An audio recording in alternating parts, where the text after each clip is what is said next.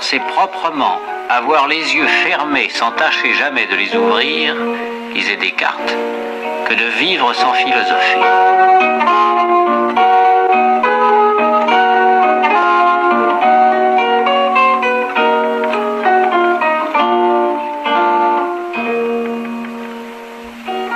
Il y a une vie de la philosophie hors de la classe, une cité des philosophes qui l'englobe et la nourrit.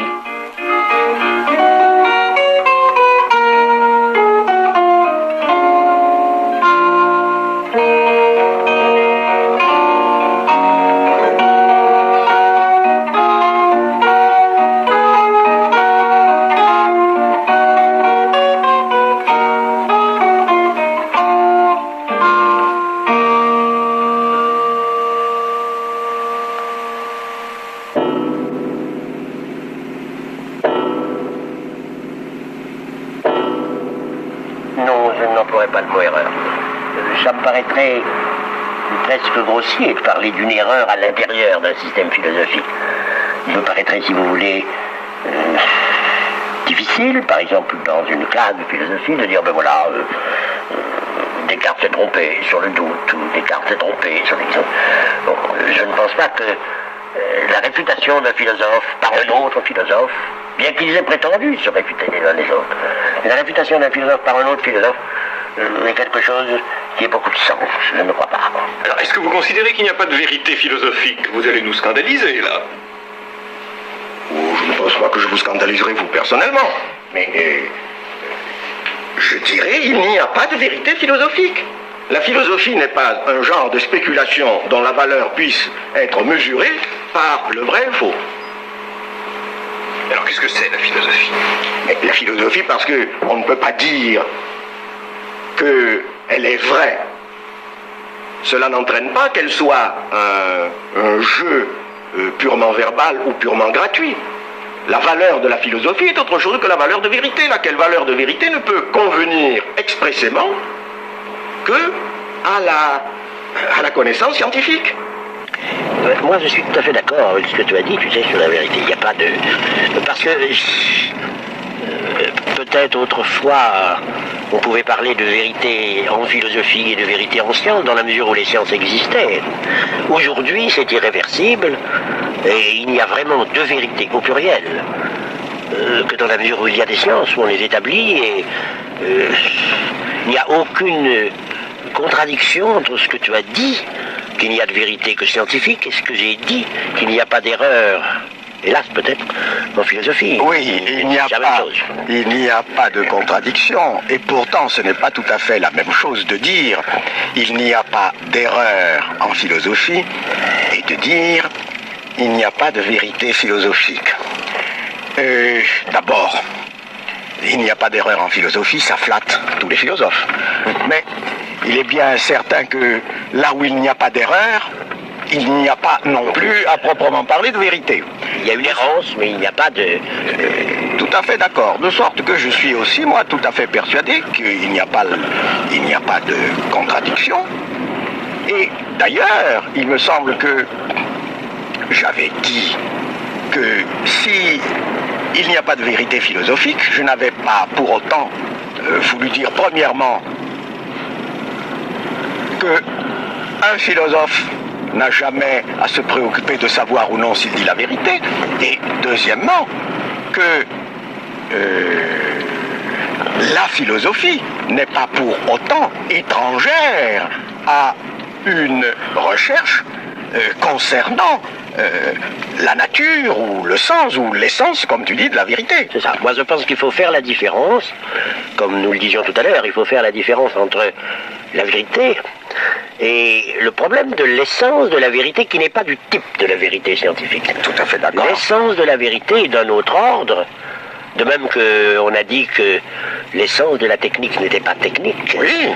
Exactement, il faut dire l'essence de la vérité est une problématique. Je suis tout à fait... On peut errer d'ailleurs, mais qui est une problématique authentique.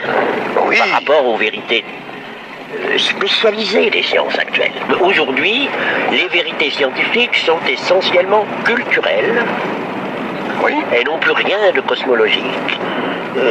Einstein a peut-être été le dernier. Il n'y aurait plus un Newton aujourd'hui. On ne peut plus faire une histoire du ciel, un problème cosmique. C'est plus possible. Absolument Ni la pas. physique, enfin, ça Bachelard l'a très bien vu, c'est quelque chose de culturel.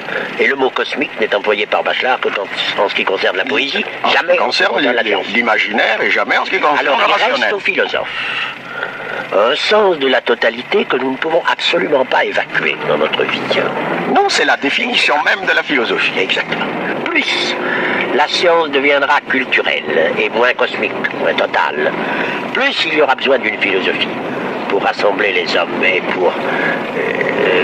la philosophie sera d'autant plus indispensable que la science sera plus vérité, rigoureuse et technique dans un domaine spécial. Plus il y aura besoin d'un retour à cette essence de la vie. C'est-à-dire, tout à fait d'accord.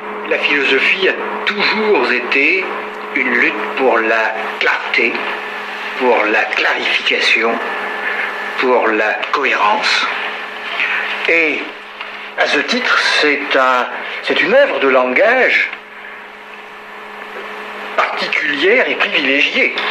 C'est dans la réflexion philosophique, dans la spéculation philosophique, que tous les problèmes de signes, de sens, les autres disciplines viennent se réfléchir.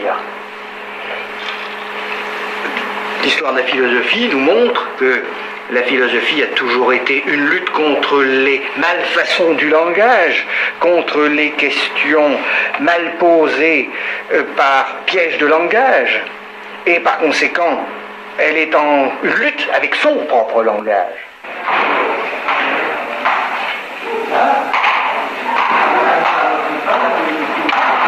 Vous avez dit tout à l'heure dans votre émission que la fin de la philosophie, enfin le but qui devait se proposer, c'était la clarification du langage et puis la cohérence, l'établissement d'une cohérence.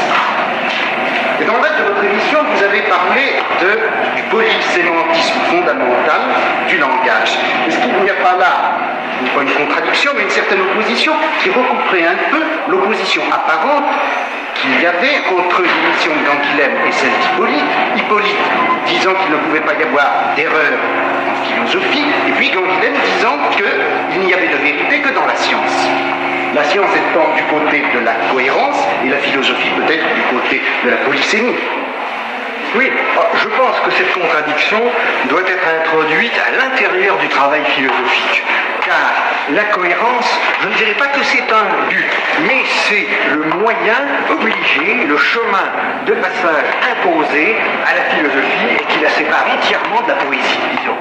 Mais cette cohérence ne pourra jamais être qu'un idéal formel pour la philosophie parce que vient affleurer dans ce champ de la philosophie d'abord tous les langages hérités et porteurs de leurs empilements de signification, le langage ordinaire, les problèmes hérités de la réflexion sur la science, sur l'éthique, et il me semble donc que la philosophie doit être considérée comme ce lieu d'affrontement entre une tâche formelle de cohérence et d'autre part l'effort pour recouvrer à travers cette multiplicité des sens ce dont il est finalement question en philosophie, c'est-à-dire dire ce qui est.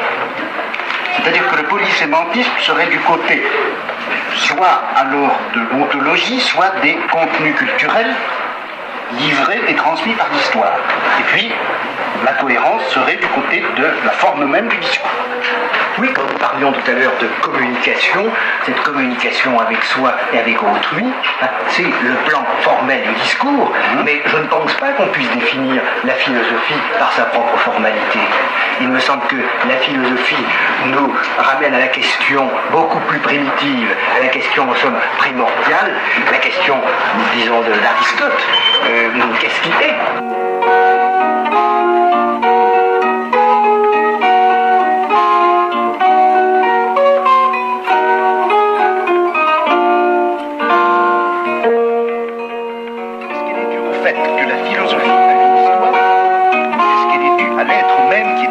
Dans la philosophie.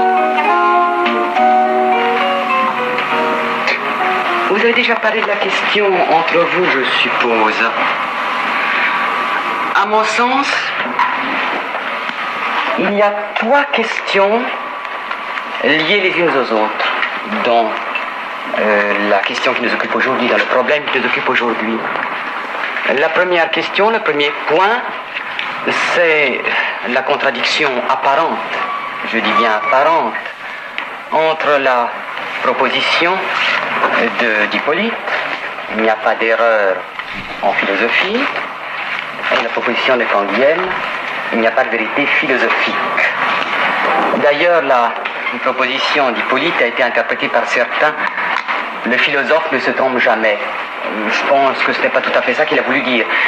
La seconde question, c'est alors l'élucidation de votre propre conception, Canguilhem. Et enfin, la troisième question, qui à mes yeux est sous-jacente à toutes les autres, qui en est le sens, c'est la question de la signification de l'entreprise philosophique. Que signifie philosopher? Ces trois points sont liés, je ne pense pas qu'on puisse les regarder isolément, il faut les voir ensemble. Nous sommes d'accord sur la contradiction apparente, parce que moi, j'ai pas du tout éprouvé de gêne lorsque j'ai lu ton texte. Il m'a paru parfaitement complémentaire de ce que je disais, qu'il n'y ait de vérité au pluriel que scientifique dans les sciences actuelles, et que le philosophe ne puisse pas se tromper, il ne fait qu'errer. Ceci dit, il y a de grandes philosophies, puis il y a des philosophies qu'on ne considère même pas, enfin qui n'existent pas comme philosophie. Je suis un peu surpris à l'idée que j'ai pu être mal compris. Je dis il n'y a pas de vérité philosophique. Je n'ai pas voulu dire il n'y a pas de vérité dans une philosophie. Un philosophe peut se tromper s'il commet des paralogismes. J'ai simplement voulu dire ceci, c'est que le discours philosophique sur ce que les sciences entendent par vérité ne peut pas être, lui, dit à son tour vrai. Il n'y a pas de vérité de la vérité. Pour Kant, par exemple, l'analytique transcendantale représentait un type de vérité encore. Ce n'est même plus vrai pour nous aujourd'hui. Ce n'est même plus vrai aujourd'hui en ce sens qu'il n'y a pas un transcendantal qui est sa vérité même. Je pense que Foucault est d'accord. Nous sommes dans une anthropologie qui se dépasse, nous ne sommes jamais même dans un transcendantal. Oui, mais l'anthropologie, enfin, ceux qui constituent actuellement le fond anthropologique sur lequel, malheureusement, nous réfléchissons trop souvent, c'est bien, précisément, un transcendantal qui se voudrait vrai au niveau naturel. Mais qui ne peut pas l'être. Qui ne peut pas l'être. Mais à partir du moment où on essaie de définir une essence de l'homme, oui, qui pourrait s'énoncer à partir d'elle-même, et qui serait en même temps le fondement de toute connaissance possible et de toute limite possible de la connaissance, alors on a bien une vérité à deux niveaux. La vérité et puis la vérité de la vérité. Et c'est un paralogisme, ou en tout cas c'est pas possible. Écoutez, voyons, est-ce que vous admettez ou vous n'admettez pas qu'il y a une vérité du discours philosophique comme tel, c'est-à-dire qu'il puisse être dit vrai ou faux, et qu'on puisse dire qu'un système philosophique est vrai ou faux? Personnellement, je ne l'admets pas, moi non plus. Il y a une volonté de vérité. Vous m'avez dit, vous dites Foucault, il y a une volonté de vérité, il y a une visée de vérité, mais même si on vise la vérité et qu'on ne l'atteint pas, c'est quand même la norme de vérité qui est en question dans ce cas-là. Or, c'est bien de ça qu'il est question. Est-ce que la norme de vérité convient à la philosophie? Je vois que Canguilhem ne l'admet pas. Non. Il ne l'admet pas. Je n'admets pas que la norme de vérité convienne à la philosophie. Il me semble que ce qui convient à la philosophie, c'est un autre type de valeur, pour prendre un terme plus général que celui de vérité. Oui, mais n'est-ce pas parce que vous avez commencé par penser le problème de la vérité en termes de normes et de critères? Je me demande si la question de la vérité n'est pas la dernière question qu'on puisse se poser, et non pas la question préalable. Ce n'est pas à partir d'un modèle épistémologique que l'on peut poser le problème de la vérité, mais à partir d'une autre question, me semble-t-il. Et il me semble que la question fondamentale de la philosophie, c'est ce qui est. Ce qui est. Alors, si la première question, c'est qu'est-ce qui est? Question d'Aristote. La théorie de la connaissance est seconde par rapport à la théorie de l'être. Et la science elle-même est seconde par rapport à la connaissance. Si bien que ce que vous appelez valeur, Oui. Est-ce que nous ne devons pas l'appeler vérité si nous définissons la vérité, le recouvrement le plus entier qu'il soit possible du discours et de ce qui est? Si vous accordez qu'il y a un problème de valeur pour la philosophie, le champ dans lequel vous intégrerez la valeur scientifique et les autres valeurs, c'est un champ justement où vient se manifester le problème que j'appelais tout à l'heure justement vérité, à savoir le recouvrement de l'être par son discours. Et alors, vous n'avez jamais qu'une forme, je ne dirais pas déchue, car c'est une forme privilégiée, mais une forme dérivée de la vérité, dans la vérité scientifique. Je pourrais répondre à votre question d'une certaine manière en la refusant. Je pourrais refuser votre définition de la vérité, le recouvrement du discours et de ce qui est. Parce que précisément, pour la science, ce qui est, c'est ce qu'elle définit progressivement comme étant le vrai, indépendamment de tout rapport à un être supposé comme terme de référence. C'est dans la mesure où certaines philosophies ont conservé une certaine définition réaliste de la vérité par cette confrontation du discours et de l'être que on peut admettre que tirant les conclusions de ce que aujourd'hui dans la science on entend par vérité, on peut en tirer pour la philosophie cette conclusion qu'elle peut, tout en restant fidèle à son projet fondamental, définir, ou du moins entrevoir sa propre valeur, sa propre authenticité, sans revendiquer pour elle-même ce concept de vérité dont il est bien entendu qu'elle a à s'occuper dans la mesure où elle est le lieu où la vérité de la science se confronte avec d'autres valeurs telles que les valeurs esthétiques ou les valeurs éthiques. Voilà, ce n'est peut-être pas très clair, mais je n'ai pas dit autre chose, me semble-t-il, au cours de ma discussion avec Alain Badiou. Est-ce que je peux intervenir simplement pour dire, tu as dit qu'il n'y avait pas pour la science d'objet total, ni nature, ni cosmos, ni univers. Et tu as dit que la science, c'était les sciences à l'heure actuelle, c'est-à-dire des aspects extrêmement spécialisés et qui établissent techniquement leur vérité, seuls qui existent. Tu as bien dit cela. Oui, j'ai répondu. Dans cette mesure, nous réservons cette totalité dans laquelle nous sommes pris. Nature, cosmos, homme, nous sommes pris dans cette totalité. Je n'ai pas dit autre chose. Tu l'as pas dit. C'est pour ça que n'ayant pas dit autre chose, il y a mon entretien avec Badiou. Et donc ce rapport avec la totalité, c'est la question de la vérité.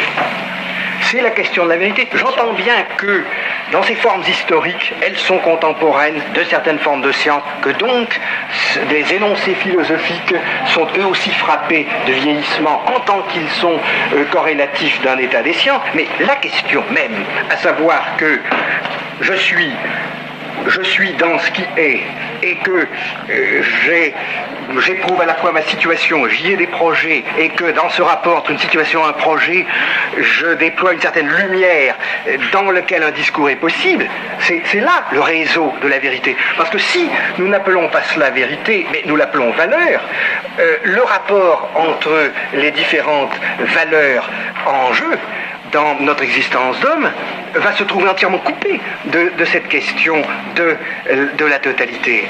Autrement dit, l'idée de totalité, c'est la façon dont se récupère rationnellement ce rapport de mon être à l'être.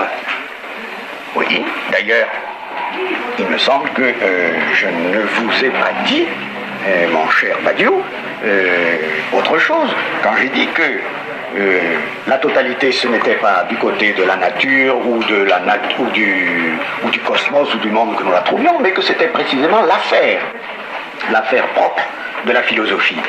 Que les valeurs doivent être confrontées les unes aux autres à l'intérieur même d'une totalité qui ne peut être précisément que présumée, j'en suis tout à fait d'accord, mais du moment qu'elle ne peut être que présumée, et que vous ne pouvez pas, selon moi, lui donner la signification de l'être au sens aristotélicien auquel vous vous référiez tout à l'heure, alors il me semble que je puis, je ne dis pas que j'ai raison, bien entendu, puisque ce serait contredire à mon propre axiome, il me semble que je puis être fondé à concevoir la tâche propre du philosophe comme ne relevant pas spécifiquement de ce mode de jugement auquel convient expressément les valeurs de vrai et de faux. Est-ce que nous serions d'accord pour dire qu'il n'est plus possible aujourd'hui d'avoir une pensée philosophique qui ressemble à l'ontologie ancienne, c'est-à-dire à une théorie préalable de l'être? Je n'ai pas voulu dire autre chose. Alors, ce qui signifie qu'il n'y a plus de théologie. Mais il n'y a pas non plus de catégorie objective. Il n'y a pas de théologie préexistante à la science. Il n'y a pas de catégorie objective préexistante à la science, et alors je ne suis pas surpris de voir que parmi les auditeurs qui ont pu être surpris, vous me disiez, mon cher Badiou, que je scandaliserais. Je vous ai dit, de toute façon, je ne crois pas que je vous scandaliserais, même je ne pensais pas, j'étais certain de ne pas vous scandaliser, vous. Eh bien, parmi ceux précisément qui ont pu être surpris, il y a ceux pour qui la philosophie c'est à la rigueur un institut de théologie, ou ceux qui pensent qu'ils ont désormais le moyen de transformer la philosophie en science. En catégorie objective substituable à une pensée révolutionnaire active. Oui, mais ces catégories objectives sont déjà une forme dégradée de leur propre question. Et c'est cette question qu'il faut retrouver. C'est le champ même de la question. Tout à fait d'accord. Mais tout à fait d'accord pour cette problématique. Donc, s'il y a une question, comment appellerez-vous le rapport que nous avons avec cette question, si ce n'est pas un rapport de vérité? Sinon, vous allez faire du rassemblement de vos valeurs et de leur confrontation simplement une grandeur culturelle.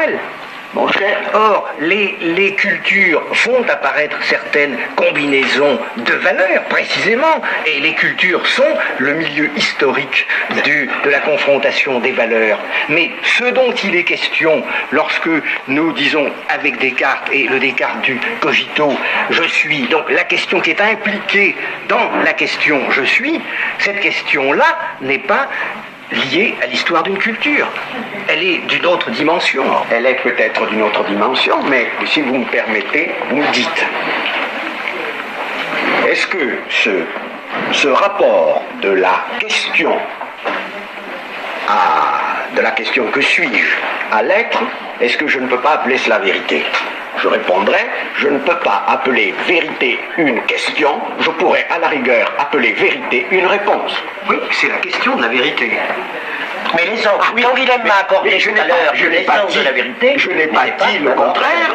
La question de la vérité est peut-être une question philosophique, mais une philosophie, dans la mesure où elle se propose comme une réponse à cette question. Une philosophie ne peut pas être classée par rapport à une autre philosophie donnant une réponse différente selon le critère du vrai ou du faux.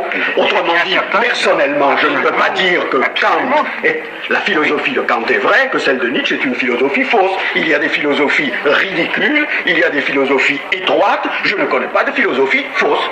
Oui, mais nous nous intéressons... je n'en connais pas de vrai. Nous nous intéressons à la philosophie parce que chacune ayant un rapport interne, en somme, de ses questions à ses réponses et dessinant son champ fini, en somme, de sa vérité propre, elle nous intéresse parce que nous avons la conviction ou l'espoir que, à travers ces œuvres finies de l'esprit humain, se produit la rencontre avec le même être, sans quoi nous serions schizophrènes. Mais nous n'avons pas en même temps le moyen de montrer qu'il s'agit de la même chose. C'est pourquoi tout ce que nous pouvons dire, c'est que nous espérons être dans la vérité, mais nous ne pouvons pas assigner la vérité à un système philosophique produit par l'histoire de la culture. D'accord. Oui.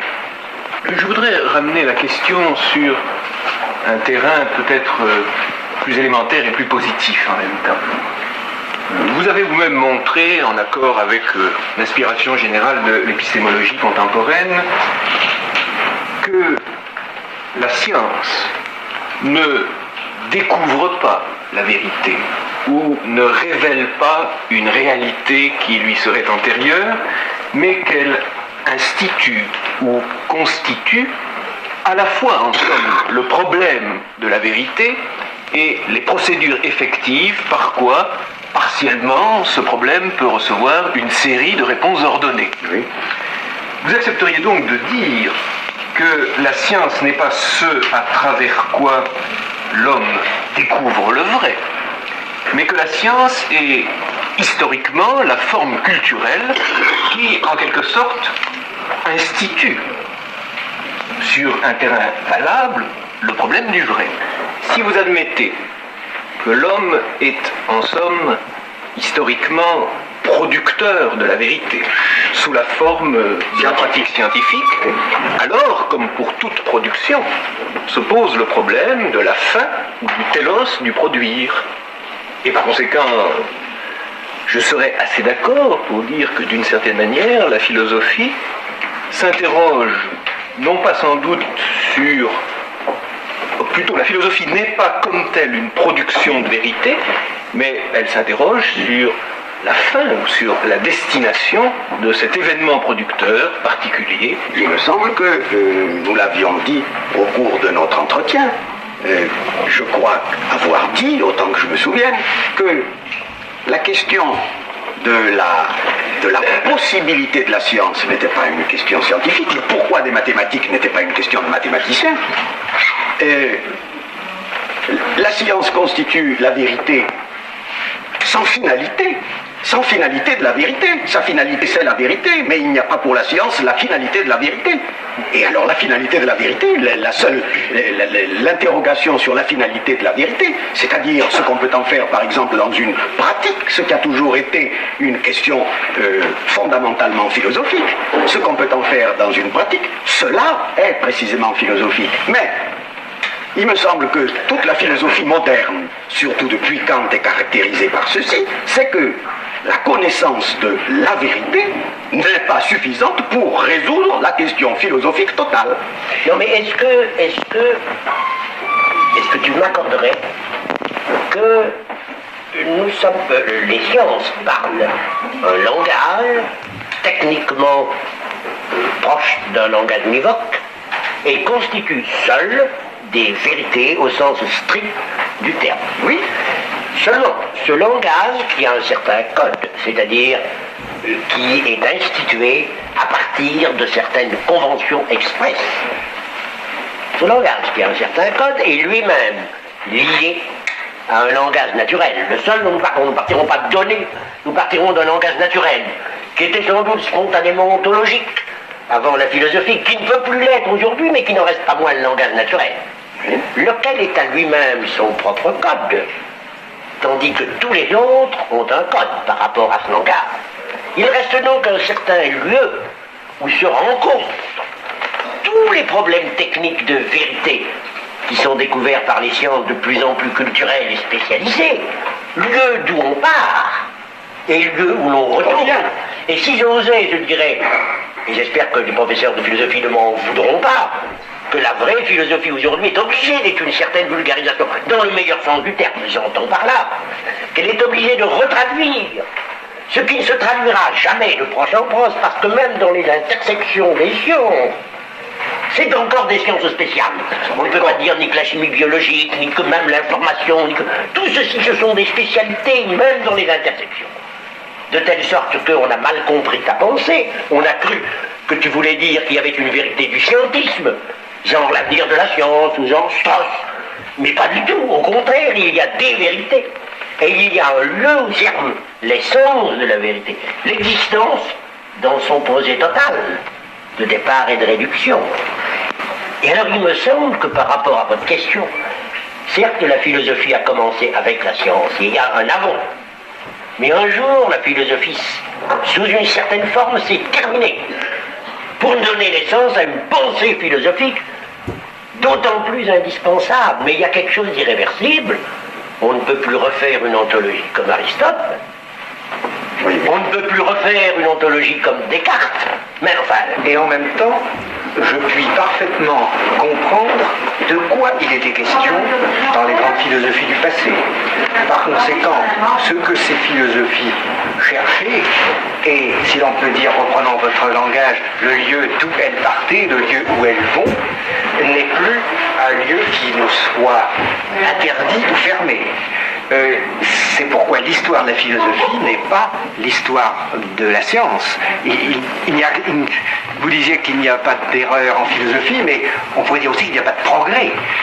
Aucune question n'est abolie, n'est périmée, alors que dans l'histoire des sciences, l'histoire des techniques, il y a vraiment quelque chose qui est définitivement perdu. Mais je puis en même temps comprendre que ce qui est dans le rapport avec les sciences, et pour des raisons du développement des sciences, nous appelons question d'existence, c'était la même question que celle qui était appelée question de l'être dans la philosophie grecque. Et par conséquent, cette reconnaissance d'un même lieu d'origine et d'un même lieu de destination du discours philosophique, c'est cela qui me permet de parler d'un problème de la vérité. Est-ce que vous accepteriez de dire qu'une philosophie, c'est en somme un centre de totalisation de l'expérience d'une époque, étant entendu que l'ambiguïté des rapports avec la science naît peut-être de ce que cette totalisation s'efforce de s'opérer dans le cadre d'un code ou d'un langage qui, pour une part, importe ces critères de rigueur, voire de cohérence, de la science. Dès lors, nous aurions à la fois une définition du projet philosophique, et nous pourrions, je crois, reconnaître la valeur et la signification de ce projet indépendamment de la notion de vérité au sens strict, telle que vous l'avez introduite. Nous disposerions d'autre part d'une sorte de norme à l'égard de ce projet, d'une finalité au regard de quoi ce projet prendrait son sens et sa dignité, et en même temps nous pourrions peut-être rendre compte des ambiguïtés et des difficultés qui localement se sont produites dans la confrontation entre science et philosophie, dans la mesure où, à diverses époques, et peut-être est-ce maintenant terminé, à diverses époques, la philosophie a pu croire que cette totalisation générale de l'expérience d'une époque dans laquelle elle était engagée pourrait se formuler dans un langage analogiquement rigoureux par rapport au modèle ou au paradigme que la science lui fournissait. Oui, mais en même temps, il ne faut pas laisser retomber ces philosophies à de simples grandeurs culturelles, qui seraient comme des points de concentration historique, sous peine de perdre ce qui était en question dans ces philosophies, et du même coup de casser l'histoire de la philosophie. Si nous perdons le sens de la continuité des questions philosophiques, et par conséquent de l'espace dans lequel ces questions sont promues, nous n'arrivons plus, nous arrivons simplement à faire une sorte d'histoire culturelle de la philosophie et non plus une histoire philosophique de la philosophie. Il y a deux questions dans ce que disait Badiou, et dont le rapport fait difficulté. Dire que la philosophie est le centre de totalisation de notre époque, c'est bien au fond ainsi que je la conçois, pour ma part. Mais dire aussi qu'elle est un dialogue avec toutes les philosophies du passé, comme si on pouvait isoler ce rapport histoire de la philosophie comme la philosophie. Ce sont deux choses assez différentes, car il se pourrait qu'il y eut dans notre histoire des points de nouveauté essentiels à certains moments, qui ne fait pas disparaître le dialogue avec les philosophes du passé. Il se pourrait que, avant que la philosophie naisse, pré-socratique, il y ait une certaine façon de poser le problème de la philosophie et de l'être qui était lié, parce que la science n'était pas apparue. Et il se pourrait qu'il y ait une époque où la science est apparue presque suffisante à elle-même, Newton, qui a entraîné un certain type de philosophie. Et une époque où il ne peut même plus y avoir de Newton, et peut-être plus d'Einstein, et où la philosophie est obligée encore de se poser d'une autre façon, sans rompre le dialogue avec le passé. Mais cette nouveauté, pour penser une époque, est aussi quelque chose d'essentiel. Vous êtes bien d'accord? Oui, je suis d'accord, mais il me semble que si la philosophie, au sein même de son projet, doit se médier, en somme, par le travers de sa propre histoire, Oui. c'est qu'elle trouve dans cette histoire, elle trouve les instruments qui ont été progressivement forgés et qui sont ceux de la catégorie de totalité. Autrement dit, il me semble que c'est la catégorie de totalité comme telle qui fonde la continuité du discours philosophique. Ce que je voulais éviter, c'est une conception des problèmes philosophiques tirés d'une philosophie à pérennis à laquelle je ne crois pas. Assurément Je crois au dialogue des philosophes, à la médiation des philosophes, et je crois beaucoup plus à la pensée philosophique que je ne crois à une histoire indépendante de problèmes philosophiques à travers les philosophes. Voyez-vous, c'est contre ça que j'en avais. En ce sens, on ne peut répéter aucune philosophie, mais on peut comprendre sa question, et c'est en la comprenant que je comprends ma question. Exactement. S'il est vrai que la philosophie est la totalisation de l'expérience d'une époque, dans la mesure où cette expérience contient, elle, des modes d'expérience tels que la science ou la technique, qui, je ne parle naturellement pas de l'art, mais pour la science et pour la technique, sont des activités qui disqualifient ou déprécient leur propre passé, et dont c'est même la fonction essentielle. L'intégration, à un moment donné, d'une mathématique comme celle de Hilbert, d'une physique comme celle d'Einstein, de formes d'art comme par exemple la peinture de Picasso. L'intégration de ces modes d'expérience, précisément parce que certains de ces modes comportent un progrès, cette intégration ne peut jamais s'opérer de la même manière, même si l'intention de totalisation, le projet de totalisation reste identique. Et par conséquent, si il n'y a pas d'homogénéité des philosophies, c'est-à-dire de ces tentatives d'intégration sous le rapport de leur procédure et par conséquent aussi de leur style et de leur conclusion, alors on ne peut pas les confronter les unes aux autres sous un certain rapport qui puisse être dit de plus ou moins de vérité. Et nous retrouvons encore ma proposition de l'autre jour. Les philosophies se distingueront par conséquent les unes des autres, non pas parce que les unes sont plus vraies que les autres, mais parce qu'il y a des philosophies, comme d'ailleurs vous l'avez dit, tous les trois spontanément, et parce qu'il y en a qui sont grandes et d'autres qui ne le sont pas. À quoi vous le reconnaissez? Autrement dit, y a-t-il un critère de cette grandeur, de cette étroitesse, Je ne pense pas qu'il y ait un critère. S'il y avait un critère, vous arriveriez à me faire dire c'est un critère de vérité. Ce que jusqu'à présent je ne veux pas dire. Mais il y a peut-être des signes auxquels on reconnaît une grande philosophie et une philosophie petite ou étriquée, comme je l'ai proposé tout à l'heure.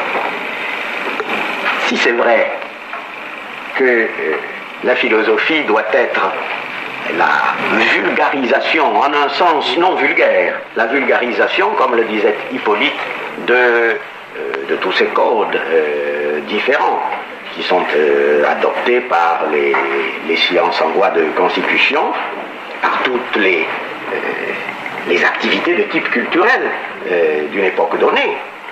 Il me semble qu'il y a un côté fondamentalement naïf, je dirais même populaire, de la philosophie que l'on tend trop souvent à négliger. Et peut-être qu'une grande philosophie, c'est une philosophie qui a laissé dans le langage populaire un adjectif.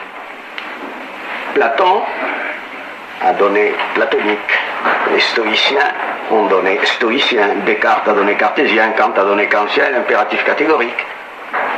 Autrement dit, il y a des philosophies qui, parce qu'elles ont bien totalisé l'expérience d'une époque, ont réussi à diffuser dans ce qui n'est pas la philosophie, mais les cultures qui à son tour les modes de culture qui à son tour seront totalisés par une autre philosophie, et qui ont en ce sens eu un impact direct sur ce qu'on peut appeler notre existence à tous de tous les jours, notre existence quotidienne. Alors il me semble que ce n'est pas, ce critère peut paraître, cet indice, pardon, peut paraître vulgaire, et je me demande s'il n'est pas quand même authentiquement philosophique. Et même si on se trompe quand on dit stoïcien ou stoïcisme, je veux dire même si le vulgaire se trompe dans l'acception du terme, de l'adjectif. Mais le vulgaire n'est pas obligé de connaître Cléante et Chrysippe, mais il sait quand même ce que c'est que stoïque, et stoïque, c'est quand même un mode d'attitude qui a été proposé, réfléchi par une philosophie. Une grande philosophie, d'accord, est une philosophie qui est capable de se traduire d'une certaine façon dans la langue commune de tous. Oui. Simplement, il faut aussi distinguer totalisation de somme, nous sommes tous d'accord, et une totalisation pour avoir un point d'impact. Et souvent une totalisation partielle et presque partiale sur le point d'impact. De telle sorte que le caractère aigu du génie philosophique, car c'est bien ici quelque chose qui touche au génie, et de rentrer en contact avec son époque, non pas par le travail des épigones, c'est-à-dire accumuler des sommes, mais par un contact profond avec ce que l'époque est en train de balbutier. Certainement. Il y a de ça. Certainement. Oui, je ne voudrais pas que nous terminions sur un accord apparent. Non, il y aura un point, moi, sur lequel il faut mieux que nous ne soyons pas d'accord. Il vaut mieux que, enfin... Je résisterai, si vous voulez, sur un point de ramener à une sorte de signe social, ce qui tout de même me paraît plus important, à savoir que dans une grande philosophie, nous pressentons un pouvoir de rassemblement qui est alors l'équivalent d'un rapport avec la réalité, avec l'être. Et je dirais qu'une grande philosophie, c'est celle où nous avons une impression de la vérité. L'indice social est comme une sorte de signe qui montre et qui cache aussi l'importance de l'enjeu. Ah oui. On peut mettre l'accent sur montrer ou cacher. Personnellement, c'est cette... Vous mettez l'accent sur montrer. Je mettrais plutôt l'accent sur montrer. Oui, mais je voulais dire simplement que nous ne pouvons pas réduire à un critère d'influence sociale ce qui est aussi le rapport de chaque totalité partielle avec ce que nous appelions tout à l'heure cet espace de rencontre des philosophies où il est question de la vérité, où peut-être la vérité reste sa propre question.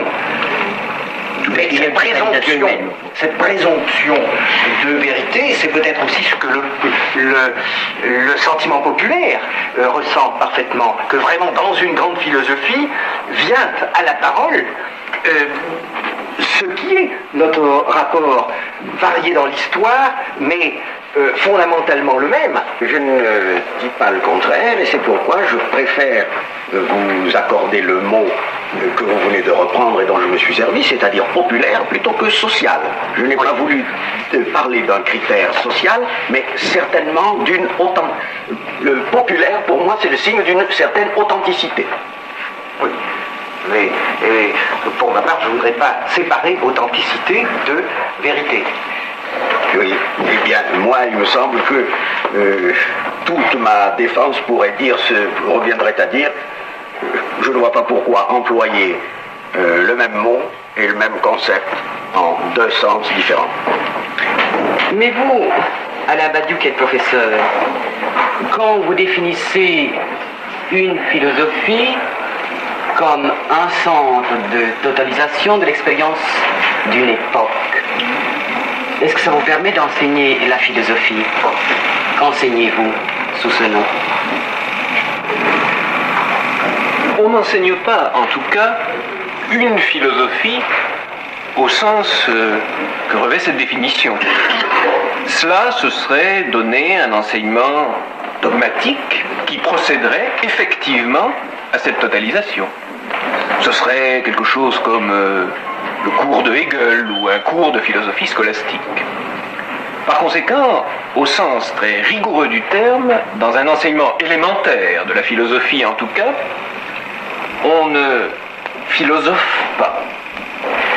Alors que fait-on? Eh bien, je crois que l'on apprend aux élèves la possibilité de la philosophie.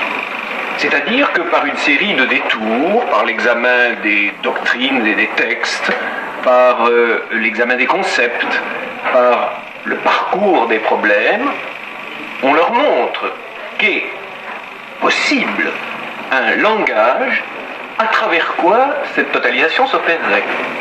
Et je définirais volontiers l'enseignement de la philosophie comme l'enseignement de la possibilité de la philosophie, ou la révélation de la possibilité de la philosophie. Sinon, il n'y aurait d'autre recours qu'enseigner une philosophie, ce dont précisément notre enseignement entend se garder. Et du point de vue de l'enseignement, est-ce qu'il vous serait possible de tirer des conclusions sur le débat qui nous a occupé, je veux dire, sur la question de la vérité ou de la non-vérité philosophique? C'est une question difficile, car vous n'êtes pas d'accord. Vous n'êtes pas d'accord et je ne crois pas qu'il faille dissimuler ce désaccord. Il me semble que l'espace de votre désaccord est limité par deux accords qui sont malgré tout essentiels. D'abord, vous admettez tous que la science est un des lieux de la vérité. Autrement dit qu'il est pleinement pourvu de sens de parler de la vérité scientifique ou des vérités scientifiques. Et d'autre part, vous admettez tous aussi que la question de l'essence de la vérité est une question proprement philosophique qui, comme telle, ne tombe pas dans le champ de l'activité scientifique. La philosophie consiste à se demander, dans un point de vue qui est celui de la totalisation, ce que doit être l'homme, ou quel rapport l'homme doit entretenir avec l'être, pour que l'homme soit celui pour qui il y a vérité. En somme, la philosophie s'interroge non pas peut-être sur les vérités, mais sur le télos de la vérité au regard de l'existence humaine.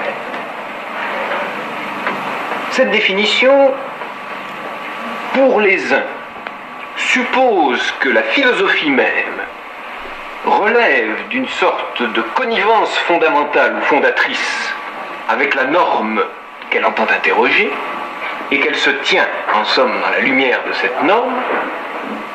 Et pour les autres, cette question suppose au contraire que la philosophie, interrogeant le lieu de la vérité, sort en somme de ce lieu et doit inventer ses propres normes. Le statut de la vérité contrôlable, effectuée, précise, demeure l'objet de notre désaccord. Il y a comme à l'horizon du dialogue une visée du vrai ou une ouverture au vrai qui est peut-être ce à partir de quoi nous avons posé nos questions, compris nos questions et aussi par conséquent formulé nos réponses.